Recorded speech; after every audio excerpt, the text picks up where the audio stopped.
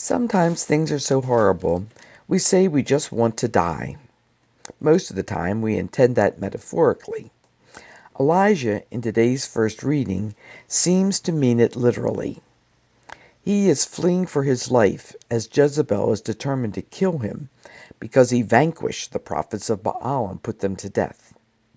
Parking himself under a broom tree a day's journey into the desert, he prays, "This is enough, O Lord. Take my life, for I am no better than my fathers."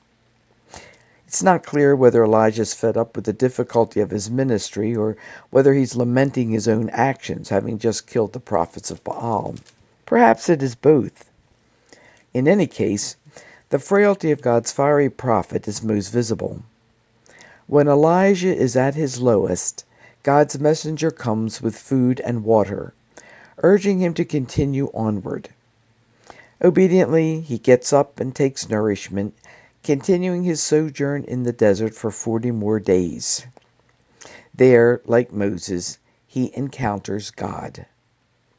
But the Holy One is not in the fierce wind or the earthquake or the fire, but in the voice that emerges out of sheer silence.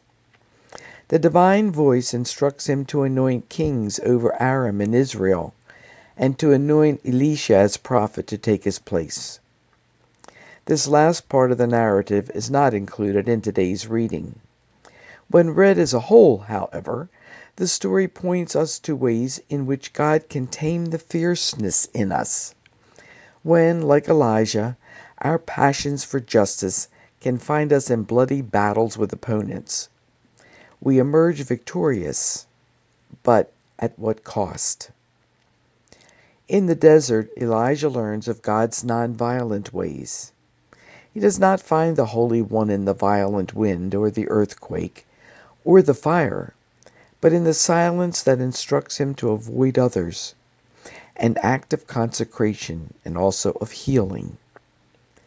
In the Gospel, there is murmuring in the desert by people surrounding Jesus, just as the Israelites did with Moses. In the latter instance, the complaint was about not having food, to which God responded by sending manna and quail. In the Gospel, the problem is with the source of the spiritual nourishment being offered. Jesus claims to be the bread that came down from heaven, echoing God's promise of the nourishing and effective word that comes down from heaven. But in this first part of the discourse on the bread of life, the emphasis is on bread as a nourishing word. In the second half, which we will hear next Sunday, the emphasis is on Eucharistic nourishment. The source of this nourishing word is a point of contention. People think they know Jesus' origin and family. Is he not one just like them? Another stumbling block is his unusual manner of teaching.